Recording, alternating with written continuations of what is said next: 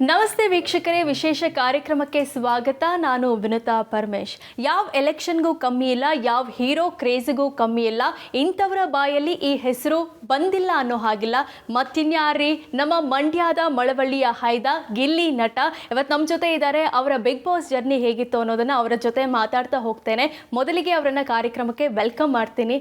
Gilli Nata, welcome to the show. Thank you madam. ನಿಮಗೂ welcome to the house madam. ಅಂದರೆ welcome to the friend house madam, ನನ್ನ ಹೌಸಲ್ಲ. ಹೌದು, ಇದು ಅವರ ಫ್ರೆಂಡ್ ಹೌಸಲ್ಲಿ ನಾವು ಇಂಟರ್ವ್ಯೂ ಮಾಡ್ತಾ ಇದ್ದೀವಿ. ಮೊದಲಿಗೆ ಗಿಲ್ಲಿ ಅವರಿಗೆ ನಾನು ನಿಮ್ಗೊಂದು ದೃಷ್ಟಿ ತೆಗೆದು ಬಿಡ್ತೀನಿ. ಯಾಕಂದರೆ ಎಷ್ಟು ದೃಷ್ಟಿ ಆಗಿದೆ ಅಂದರೆ, ಒಂದು ಸೋಷಿಯಲ್ ಮೀಡಿಯಾ ಓಪನ್ ಮಾಡಿದರೆ ಸಾಕು, ಅಥವಾ ಯಾರ ಬಾಯಲ್ಲಾದರೂ ಗಿಲ್ಲಿ ಒಂದೇ.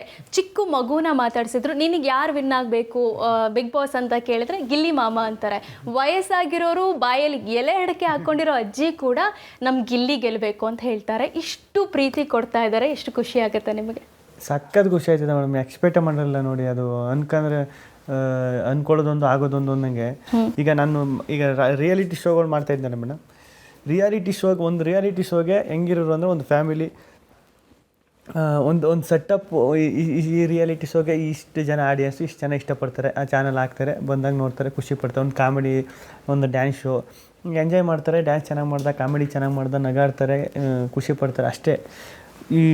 ಈ ಬಿಗ್ ಬಾಸ್ ರಿಯಾಲಿಟಿ ಶೋ ಇಷ್ಟೊಂದು ಕನೆಕ್ಟ್ ಮಾಡ್ಕೊಂಡು ನೋಡ್ತಾರೆ ಅಂದರೆ, ಅದನ್ನು ಈಗ ಮನೆ ಒಳಗಡೆ ಈಗ ನಾವು ಮಾತ್ರ ಮನೆ ಒಳಗಡೆ ಇರಲಿಲ್ಲ. ನಮಗೇನು ಅನ್ನಿಸ್ತಿತ್ತು, ಬಿಗ್ ಬಾಸ್ ಮನೆ ಒಳಗಡೆ ಇದ್ದಾಗ ನಾವು ಮಾತ್ರ ಮನೆ ಒಳಗಡೆ ಇದ್ದೀವಿ, ಮಿಕ್ತವ್ರೆಲ್ಲ ಆಚೆಯಿಂದ ನೋಡ್ತವ್ರೆ ಅಂತ. ಆ್ಯಕ್ಚುಲಿ ಅವರು ಮನೆ ಒಳಗಡೆ ಇದ್ದರು, ನಮ್ಮ ಬಿಗ್ ಬಾಸ್ ಮನೆ ಒಳಗಡೆ ಅವರು ಟ್ರಾವೆಲ್ ಮಾಡ್ತಾಯಿದ್ರು ನಮ್ಮ ಜೊತೆಲಿ ಅನ್ನಿಸ್ಕೊಡ್ತು ಮೇಡಮ್. ಸೇಮ್ ನೀವು ಹೆಂಗಂದ್ರಿ, ಬಿಗ್ ಬಾಸ್ ಶೋ ನೀವು ನೋಡಪ್ಪ, ಬಿಗ್ ಬಾಸ್ ಶೋ ಮುಗಿದ್ಮೇಲೆ ನಮ್ಗೆ ಟಿ ವಿ ಹಾಕೋಕ್ಕೆ ಬೇಜಾರಾಯ್ತದೆ, ಶೋ ಮುಗಿದೋಯ್ತಲ್ಲ ಅದಕ್ಕೆ ಅಂತ. ಅದೆಲ್ಲ ನಾನು ಕೇಳಿದಾಗ ಸಖತ್ತಿಗೆ ನೀವು ಹಿಂಗೆ ಮಾಡಿದ್ರಲ್ಲ, ಸುಮಾರು ಕಡೆ ಮಾಡಿದ್ರು ಮೇಡಮ್. ಅದ ಸಖತ್ ಖುಷಿ ಆಗ್ಬಿಡ್ತು ಮೇಡಮ್. ವೀವರ್ಸು ಕೂಡ ಬಿಗ್ ಬಾಸ್ ಮನೆ ಒಳಗಡೆನೇ ಇದ್ದರು. ಯಾಕಂದರೆ ನಿಮ್ಮ ಮನೆ ಒಳಗಡೆ ಅಲ್ಲಿ ಏನಾದರೂ ಒಂದು ಜಗಳ ಆದರೆ, ಅಥವಾ ಏನಾದರೂ ಒಂದು ನೀವು ಕಿತಾಪತಿ ಮಾಡಿದರೆ ಅದ್ರ ಬಗ್ಗೆ ಇಲ್ಲಿ ಕೂತ್ಕೊಂಡು ಮಾತಾಡ್ತಾ ಇದ್ರು, ಅದ್ರ ಬಗ್ಗೆ ಇಲ್ಲಿ ಟ್ರೋಲ್ಸ್ ಮಾಡ್ತಾ ಇದ್ರು, ಅಷ್ಟು ಜನ ಇನ್ವಾಲ್ವ್ ಆಗ್ತಾ ಇದ್ರು. ಸೊ ಇದೆಲ್ಲ ನೋಡಿದಾಗ ಏನು ಅನ್ಸುತ್ತೆ ನಿಮಗೆ? ಅದೇ ನನಗೆ ಸತ್ಯವಾಗ್ಲೂ ಆಶ್ಚರ್ಯ ಆಗಿದ್ದು ಅದು ಮೇಡಮ್. ನಾವು ಸುಮ್ಮನೆ ಒಂದು ಫ್ಲೋಲ್ ಏನೋ ಮಾತಾಡ್ಬಿಡ್ತೀವಿ, ಅಲ್ಲಿ ಖುಷಿ ಪಡ್ಬೇಕು. ಈಗ ಅಲ್ಲೇನು ಟಿ ವಿ ಇಲ್ಲ, ಏನಿಲ್ಲ, ಏನೂ ಇಲ್ಲವಲ್ಲ ಮೇಡಮ್. ಈಗ ಮಾತು ಅಷ್ಟೇ, ಫೋನ್ ಇಲ್ಲ. ಈಗ ನಾವು ಫೋನ್ ಇದ್ದರೆ ಎಲ್ಲ ಫೋನ್ ನೋಡ್ಕೊಂಡು ಆರಾಮಾಗಿ ಕೂತ್ಕೊತಿದ್ದೋ. ಈಗ ಅಲ್ಲೇನಿರೋದು ಎಂಟರ್ಟೈನ್ಮೆಂಟ್ ಅಂದರೆ ಮಾತಾಡೋಬ್ರು ಕಾಲು ಎಳಿಬೇಕು, ರೇಗಿಸ್ಬೇಕು, ತಮಾಷೆ ಮಾಡಬೇಕು, ಇದೇ ಎಂಟರ್ಟೈನ್ಮೆಂಟು. ಸುಮ್ಮನೆ ಫ್ಲೋಲ್ ಹಿಂಗೆ ಕೂತಿರ್ತೀವಿ ಸೋಫಾ ಸೆಟ್ ಮೇಲೆ, ಏನೋ ಮಾತಾಡಿರ್ತೀವಿ. ಈಗ ಸುಮ್ಮನೆ ಸಣ್ಣದಾಗಿ ಮಾತಾಡೋದು, ಇಲ್ಲಿ ಸಖತ್ತು ಜನ ಅದನ್ನ ಟ್ರೋಲ್ ಮಾಡ್ತಾರೆ, ವೈರಲ್ ಮಾಡಿರ್ತಾರೆ. ಅದೆಲ್ಲ ನೋಡಿದಾಗ ಸಖತ್ ಖುಷಿ ಆಯ್ತದೆ ಮೇಡಮ್. ನೋಡಿ, ಅದಕ್ಕೆ ಏನು ಪ್ರಾಪರ್ ಪ್ಲ್ಯಾನ್ ಇಲ್ದೇ ಈಗ ಹಿಂಗೆ ಇರಬೇಕು, ಇದನ್ನೇ ಮಾಡಬೇಕು ಅಂತ ಹೋದರೆ ಅಲ್ಲೇ ಎಡವಟ್ಟು ಆಗ್ಬಿಡೋದು. ನೀನು ಹೆಂಗಿದ್ದೆ ಹಂಗೆ ಹೋಗ್ಬಿಟ್ರೆ ಸುಮ್ಮನೆ ಅವಾಗೆಲ್ಲ ಸಖತ್ತಾಗಿರ್ತದೆ. ಸಾಕಷ್ಟು ಜನ ಹೇಳ್ತಾ ಇದ್ರು, ಗಿಲ್ಲಿ ಹಿಂದಿನ ಸೀಸನ್ಗಳನ್ನು ನೋಡ್ಕೊಂಡು ಬಂದ್ಬಿಟ್ಟು ಅದೇ ಸ್ಟ್ರಾಟಜಿ ಮಾಡಿದ್ದಾರೆ ಅಂತ. ಅಂಥವ್ರಿಗೆ ಏನು ಹೇಳ್ತೀರಾ? ಇಲ್ಲ ಮೇಡಮ್, ಅದಕ್ಕೆ ಸುದೀಪ್ ಅಣ್ಣನೇ ಎಷ್ಟು ಚೆನ್ನಾಗಿ ಹೇಳಿದ್ರು ನೋಡಿ ವೀಕೆಂಡಲ್ಲಿ. ಗಿಲ್ಲಿ ಸೀಸನ್ನ ನೋಡ್ಕೊಬರೋದ್ಕೂ, ಸೀಸನ್ನ ನೋಡಿ ಅರ್ಥ ಮಾಡ್ಕೊಂಡು ಬರೋದ್ಕೂ ತುಂಬ ಡಿಫ್ರೆನ್ಸ್ ಇರ್ತದೆ ಅಂತ. ಅಷ್ಟೇ ಸಾಕಲ್ವ ಮೇಡಮ್. ಈಗ ಒಳಗಡೆ ಇದ್ರಿ ಬಿಗ್ ಬಾಸ್ ಮನೆಯಲ್ಲಿ, ಬಹುಶಃ ಮುದ್ದೆ ಸಿಕ್ಕಿರ್ಲಿಕ್ಕಿಲ್ಲ. ಈಚೆ ಬಂದ್ಮೇಲೆ ಮುದ್ದೆ, ಬಸ್ಸಾರು, ಉಪ್ನೆಸರು ಏನಾದರೂ ತಿಂದ್ರೆ? ಯಾವಾಗಲೂ ತಿಂದಿಲ್ಲ ಮೇಡಮ್. ತಿನ್ಬೇಕು ಅನ್ನಿಸ್ತಾ ಇದೆಯಾ? ತಿನ್ಬೇಕು ಅಂತ ಸಿಕ್ಕಾಪಟ್ಟೆ ಅನ್ನಿಸ್ತೈತೆ.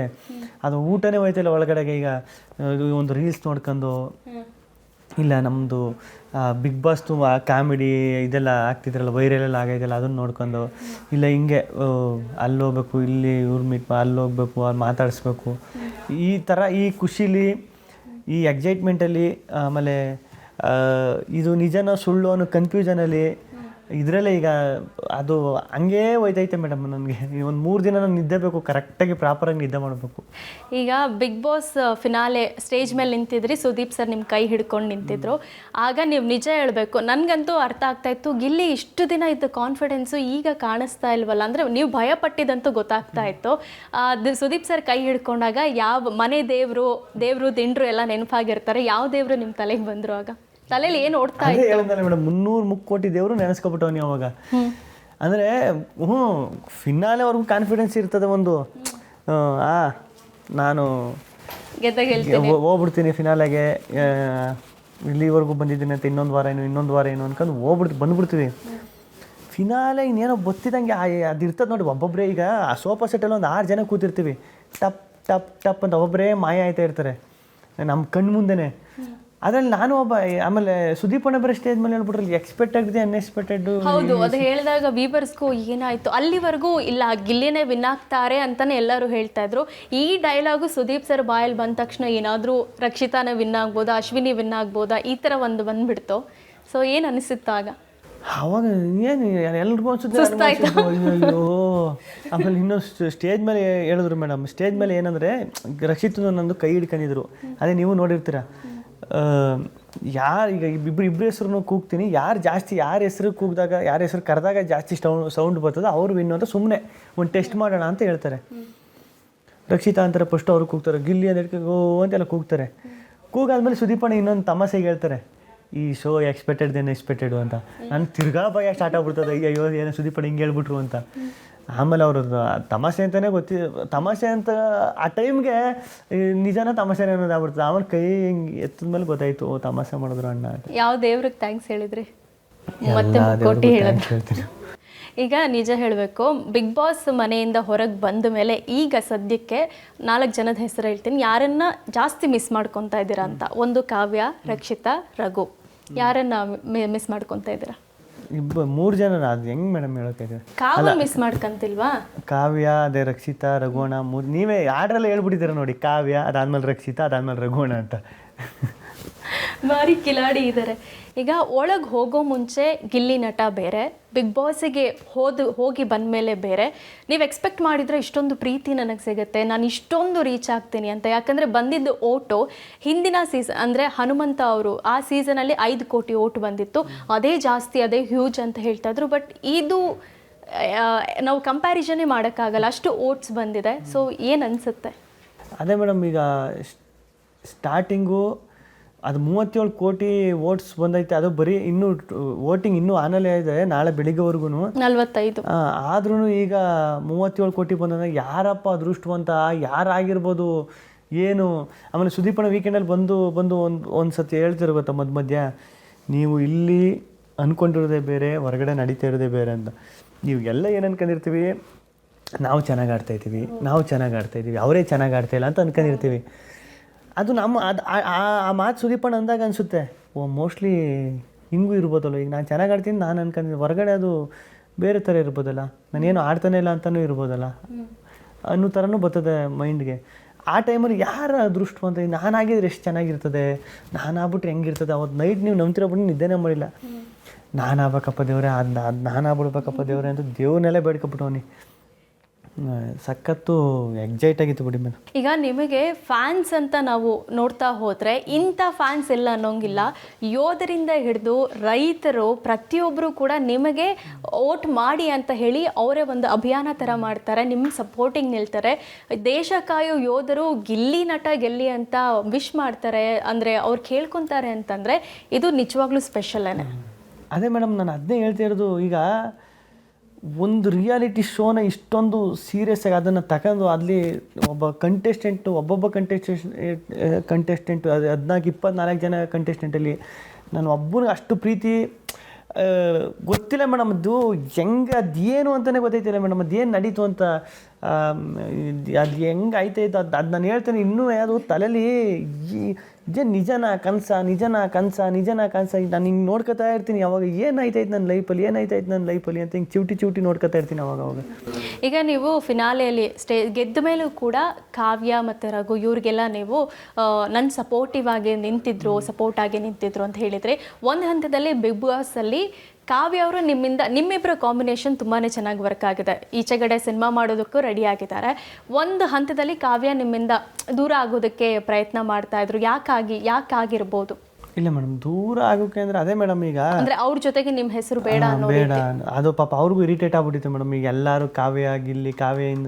ಗಿಲ್ಲಿಯಿಂದ ಕಾವ್ಯ ಅಂತ ಹೇಳಿದ್ರಲ್ಲ, ಅದು ಯಾರಿಗಾದ್ರೂ ಅನಿಸುತ್ತಲ್ಲ ಮೇಡಮ್. ಈಗ ಅದು ಅವ್ರಿಗೂ ಪಾಪ ಮನೆ ಒಳಗಿದ್ದಾಗ ಅವರು ಒಂದು ಟೈಮಲ್ಲಿ ಹೆಂಗೆ ಅಂದರೆ, ಈಗ ಮನೆ ಒಳಗಡೆ ನೀವೇನಾರ ಮಾತಾಡ್ಕರಿ, ನೀವು ಎಷ್ಟಾರು ಗಿಲ್ಲಿಯಿಂದ ಕಾವ್ಯ ಅಂತ ಎಷ್ಟಾರು ಹೇಳ್ಕರಿ, ನಾನು ಹೆಂಗಿರ್ಬೇಕು ಹಂಗೆ ಇರೋದು ಅಂತಲೇ ಹೇಳಿದ್ದು ಅವರು. ಅದೇ ಒಂದು ಟೈಮಲ್ಲಿ ಎಲ್ಲೋ ನಾನು ಜಾಸ್ತಿ ಇರಿಟೇಟ್ ಮಾಡಿದಾಗಲೋ, ಇಲ್ಲ ಇವರೆಲ್ಲ ಯಾಕೆ ಹಿಂಗೆ ಹೇಳ್ತಾವ್ರೆ ಅಂದಾಗಲೋ, ಆ ಟೈಮಲ್ಲಿ ಹಂಗೆ ಅನಿಸುತ್ತೆ ಮೇಡಮ್ ಎಂಥವ್ರಿಗಾದ್ರು. ಈಗ ನೀವು ಹೊರಗಡೆ ಇರೋ ಜನಕ್ಕಷ್ಟೇ ಅಲ್ಲ, ಬಿಗ್ ಬಾಸಲ್ಲಿ ನಿಮ್ಮ ಜೊತೆ ಸಹ ಸ್ಪರ್ಧಿಗಳು ಯಾರಿದ್ದಾರೆ ಅವರ ಫ್ಯಾಮಿಲಿ ಮೆಂಬರ್ಸ್ ಬಂದಾಗ್ಲೂ ಅವ್ರು ಹೇಳ್ತಾರೆ ನಮಗೆ ಗಿಲ್ಲಿನೇ ಫೇವ್ರೆಟ್ ಅಂತ. ನಮಗೆ ವೀವರ್ಸ್ಗೆ ನೋಡ್ತಾ ಗಿಲ್ಲಿ ಯಾಕೆ ಇಷ್ಟೊಂದು ಕಿತಾಪತಿ ಮಾಡ್ತಾ ಇದ್ದಾರೆ ಅಂತ ನಮಗನ್ಸುತ್ತೆ, ಕಾವ್ಯನ ಯಾಕೆ ಇಷ್ಟೊಂದು ಗೋಳು ಇಟ್ಕೊತಾರೆ ಅಂತ ಅನ್ಸುತ್ತೆ. ಬಟ್ ಕಾವ್ಯ ಮನೆಯವರೇ ಬಂದು ಅಥವಾ ಬೇರೆ ಯಾರು ಸಹ ಸ್ಪರ್ಧಿಗಳು ಅವರು ಮನೆಯವರು ಕೂಡ ಬಂದು ನಿಮ್ಮನ್ನು ಫೇವ್ರೆಟ್ ಅಂತ ಹೇಳ್ತಾರೆ. ಏನು ಮೋಡಿ ಮಾಡಿದ್ರಿ ಅಂತ? ಅದೇ ಗೊತ್ತಿಲ್ಲ ಮೇಡಮ್, ನಾನು ಅದನ್ನೇ ಹೇಳ್ತಾ ಇರೋದು ಸತ್ಯವಲ್ವೇ. ಈಗ ನಾನು ಫಸ್ಟು ಫ್ಯಾಮಿಲಿ ರೌಂಡ್ ಅಂದಾಗ ಎಲ್ಲರೂ ನನ್ನ ರೇಗಿಸ್ತಿದ್ದೆ. ಅದು ಫ್ಯಾಮಿಲಿ ರೌಂಡು ಅಂತ ಬಂದಾಗ ನಿನ್ಗೆ ಎಲ್ಲರ ಫ್ಯಾಮಿಲಿಯವರು ಬಂದು ಹೊಡಿತಾರೆ ನೋಡು, ಯಾಕಂದರೆ ಎಲ್ಲರೂ ಅಷ್ಟು ಗೋಳು ಇಕ್ಕಂದಿದ್ಯಾ, ಎಲ್ಲರ ಫ್ಯಾಮಿಲಿಯವರು ಬಂದು ಹೊಡಿತಾರೆ ನೋಡು ಅಂತ. ಫ್ಯಾಮಿಲಿ ರೌಂಡ್ಗೋಸ್ಕರ ಕಾಯ್ತಾವೆ ನೋಡು, ನಿನ್ಗೆ ಬರ್ತಾರೆ, ಕಾವ್ಯ ನಮ್ಮ ಅಪ್ಪ ಬರ್ತಾರೆ, ನನ್ನ ತಮ್ಮ ಬಂದರು ನೋಡು, ನಿನಗೆ ಒಳಗಡೆ ನಿನ್ನ ಪರಿಸ್ಥಿತಿ ಎಲ್ಲ ನೋಡು ಅಂತ ತಮಾಷೆಗೆಲ್ಲ ರೇಗಿಸೋರು. ನೀನು ಕಳ್ಳಪುಟ್ಟಿ ಅಂತ ಕಳ್ಳಪುಟ್ಟಿ ಸ್ಪಂದನ ಹೇಳೋದು, ಪ್ರತಿಯೊಬ್ಬರೂ ಹಂಗೆ ರೇಗಿಸೋರಲ್ಲ. ನನಗೂ ಎಲ್ಲೋ ಒಂದು ಕಡೆ ಹಿಂಗೆ ಯಾರಿಗೆ ಗೊತ್ತಪ್ಪ ಏನೋ ಇಷ್ಟೆಲ್ಲ ರೇಗಿಸ್ಬಿಟ್ಟು ಅವ್ರ ಪಾಪ ಅವ್ರ ಫ್ಯಾಮಿಲಿಯವ್ರು ಅವ್ರಿಗೆ ಹೆಚ್ಚಲ್ವಾ ಬಂದು ಮಾತು ಎಷ್ಟೇ ಪ್ರೊಟೆಕ್ಟ್ ಹೇಳಿದ್ರು ಕೋಪ್ ಕೀಪ್ತಲ್ಲಿ ಹೊರಗಿಡ್ಬಿಟ್ರೆ ಏನು ಮಾಡೋದು, ಅಂದರೆ ಬೈದ್ರಿ ಜಗಳ ಆಡಿದ್ರೆ ಏನು ಮಾಡೋದು ಅನ್ನೋ ಥರ ನಾನು ಇದ್ದಿದ್ದು. ಬಂದವರೆಲ್ಲ ಅಷ್ಟೊಂದು ಇದು ನನಗೆ ಎಕ್ಸ್ಪೆಕ್ಟೇ ಮಾಡಿರಲ್ಲ ಮೇಡಮ್. ಸತ್ಯವಾಗ್ಲೂ ಅಶ್ವಿನಿ ಮೇಡಮ್ ಅವರು ಅಮ್ಮ ಬಂದಾಗ ಅವರು ಹೇಳ್ತವ್ರೆ, ಅಮ್ಮ ನಾನು ನಿನ್ನ ಮಗಳು, ನೀನು ನನ್ನ ನೋಡೋಕೆ ಬಂದಿರೋದು ಗಿಲ್ಲಿನಲ್ಲ ಅಂತ. ಪಾಪ ಅವರು ನನ್ನ ಜೊತೆ ಹೆಂಗೆ ಕನೆಕ್ಟ್ ಆಗ್ಬಿಟ್ರು ಅಂದರೆ ಅವರು ಅತ್ತೆ ಅಳಿ ಆದಂಗೆ ಆಗ್ಬಿಟ್ಟು ಮಾತಾಡ್ಕೊಂಡು ಕಾಲು ಹೇಳ್ಕೊಂಡು. ಆಮೇಲೆ ಸೂರಜ್ ಅವರಮ್ಮ ನನಗೆ ಗಿಲ್ಲಿ ಅಂದರೆ ತುಂಬ ಇಷ್ಟ. ಆಮೇಲೆ ನಮ್ಮ ಧನುವಣ್ಣವ್ರಮ್ಮ, ನಾನು ಏನಾರು ಧನು ಇಲ್ಲ ಅಂದಿದ್ರೆ 99 ಗಿಲ್ಲಿಗೆ ಆಗ್ತಿದ್ದು ಅಂತ ಹೇಳಿ. ನಮ್ಮ ರಘುವಣ್ಣವ್ರ ವೈಫು ನಮ್ಮ ಗಿಲ್ಲಿ ಸಖತ್ತು, ನಿಮ್ಮಿಬ್ಬರದು ಸಖತ್ ಇಷ್ಟ, ನೀನು ನಮ್ಮ ರಘುನ ರೇಗಿಸೋದೆಲ್ಲ ಸಖತ್ ಇಷ್ಟ ಇದೆ ಅಂತ ಅವ್ರು ಹೇಳೋದು ಅವ್ರ ಬಾಯಲ್ಲಿ. ಆಮೇಲೆ ಸುಮಾರು ಜನ ಇನ್ಯಾರು ಆಗ್ತವರು, ನಮ್ಮ ರಕ್ಷಿತಾ ಅವರಮ್ಮ, ಅವರು ನನಗೆ ಗಿಲ್ಲಿ ಇಷ್ಟ, ಗಿಲ್ಲಿ ಚೆನ್ನಾಗಿ ಆಡ್ತಾರೆ ಅಂತ ಅವ್ರು ಹೇಳಿರೋದು. ಪ್ರತಿಯೊಬ್ಬರು ನಮ್ಮ ಧ್ರುವಣ್ಣವರ ತಮ್ಮ ಧ್ರುವಣ್ಣನ ಪಾಪ ಎಷ್ಟು ಕಾಲು ಹೇಳ್ದವನು, ಎಷ್ಟು ರೇಗ್ಸವನಿ ನಾನು ಪಾಪ. ಅವ್ರು ಬಂದು ಹಂಗೆ ಹೇಳ್ತಾರೆ ಅಂದರೆ ಅದು ಅದರಲ್ಲಿ ಕ್ಯಾಪ್ಟನ್ ಆಗ್ಬಿಟ್ಟೆ ನೋಡಿ. ನಾನು ಹಣ ಬರೋದಲ್ಲಿ ಹೆಂಗೈತೆ ಅಂದರೆ ಟಾಸ್ಕ್ ಆಡಿಲ್ಲ ಏನಿಲ್ಲ, ಅವರಿಂದ ಕ್ಯಾಪ್ಟನ್. ನನಗೆಲ್ಲೋ ಅಲ್ಲೇ ನಾನು ಇವರಿಂದ ಅಂದರೆ ಆಯ್ಕೆಯಿಂದನೇ, ಸದಸ್ಯರ ಆಯ್ಕೆ, ಅವ್ರ ಮನೆಯವ್ರು ಬಿಡಿ, ಹೊರಗಡೆಯಿಂದ ಬಂದು ಅವ್ರ ಫ್ಯಾಮಿಲಿಯವ್ರು ಬಂದು ಗಿಲ್ಲಿ ಆಗಬೇಕು ಅಂತ ಹೇಳ್ತಾರಲ್ಲ, ನನಗೆ ಸಖತ್ತು ಸ್ಪೆಷಲ್ ಅನಿಸ್ಬಿಡ್ತು ನನ್ನ ಕ್ಯಾಪ್ಟನ್ ಆದದ್ದು.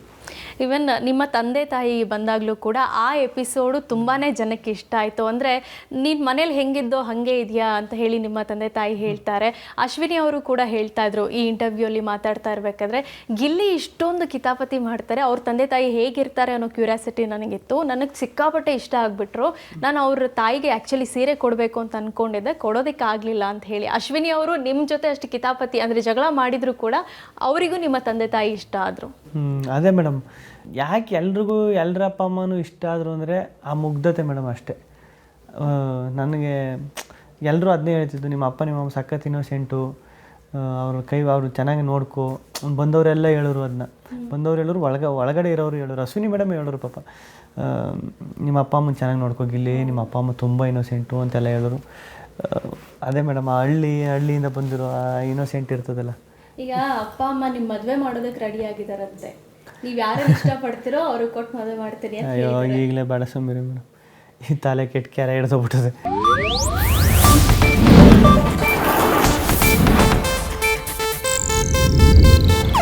ಇದು ಏಷ್ಯಾನೆಟ್ ನ್ಯೂಸ್ ನೆಟ್ವರ್ಕ್ ಪ್ರಸ್ತುತಿ.